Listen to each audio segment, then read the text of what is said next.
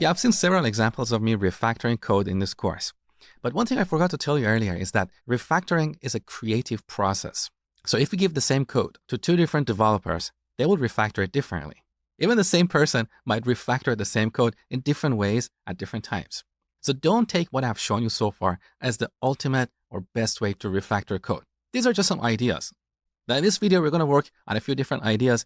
These are the ideas that I came up with just before recording this video.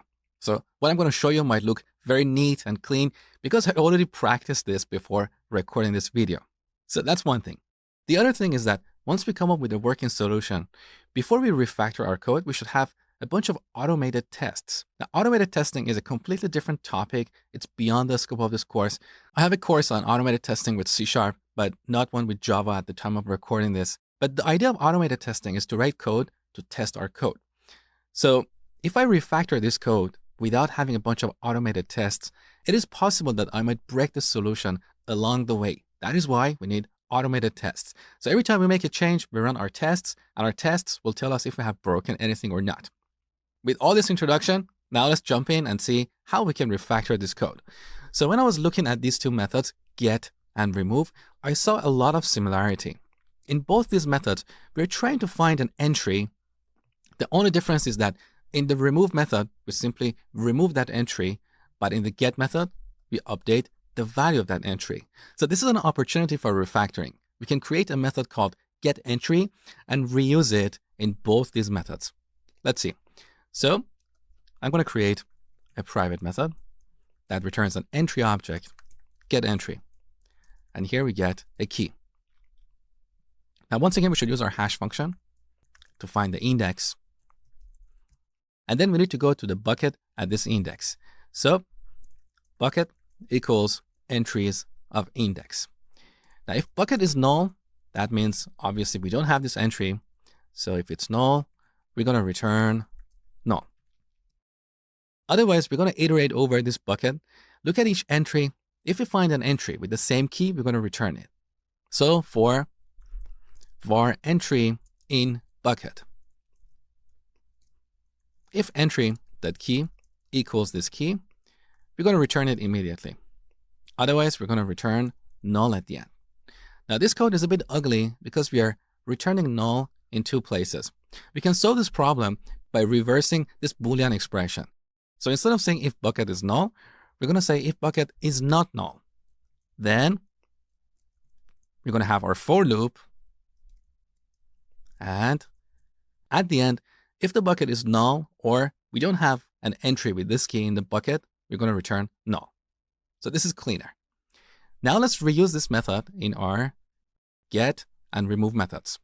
So forget about what we're doing here. Let's just comment it out. This code is ugly.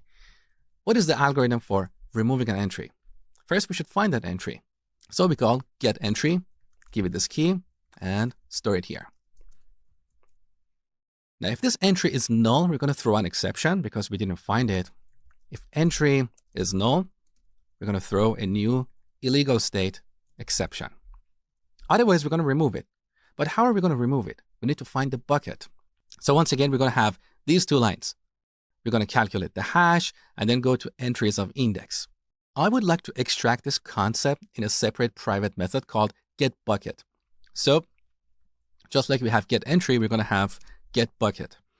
Private linked list of entry. GetBucket for this key. Here I'm going to copy these two lines over here and finally return the bucket.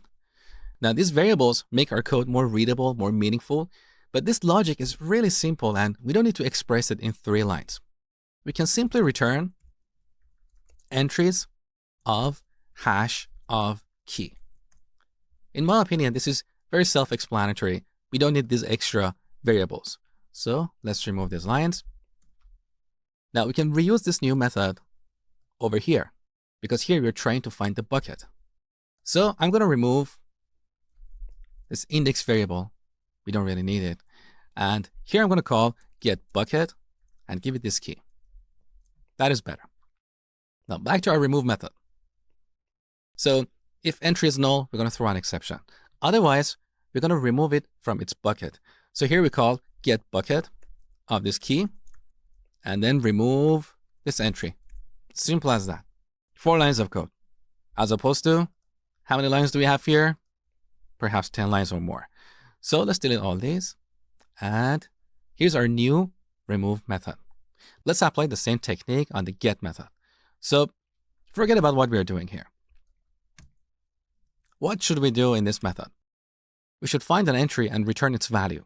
So we call get entry, give it this key, store it here. Now, if entry is null, we're going to return null. Otherwise, we're going to return entry.value, right? Now, we can rewrite these lines using the ternary operator. So we're going to return something. We start with a condition. Entry equals null. Now, if this condition is true, we're going to return null. Otherwise, we're going to return entry.value. This is cleaner than this implementation. So let's delete these and also remove this commented code. Beautiful. We're almost done. Now, what about the put method? This is an interesting one. Over these 2 lines, we're trying to locate the bucket. If the bucket is null, we're going to set it to a new linked list. So here we can call get bucket and give it this key. This will give us this bucket. However, if bucket is null and we set bucket to a new linked list, this is not going to initialize that cell in the array. It's only going to initialize this variable, this local variable. So here we really need this index. Now, is there a better way to achieve the same thing? Well, what if we change the get bucket method such that if the bucket is null, it will automatically create it? No, we shouldn't do that because this is violation of a principle called command query separation. So our methods or functions should either be queries, they should either return answers, or they should be commands, which means they can change the state. If we change the implementation of this method such that it automatically creates a new bucket, this method is going to have a side effect, and methods with side effect are not good. Having said that, we can create another method called get or create bucket. The name of this method is going to clearly tell us that if the bucket doesn't exist, it's going to create it. So there is a subtle but important difference. So let's go back down to the bottom. I like to put all my private methods at the end because they're all implementation detail. So we have get bucket. Right after that, I would like to add get or create bucket.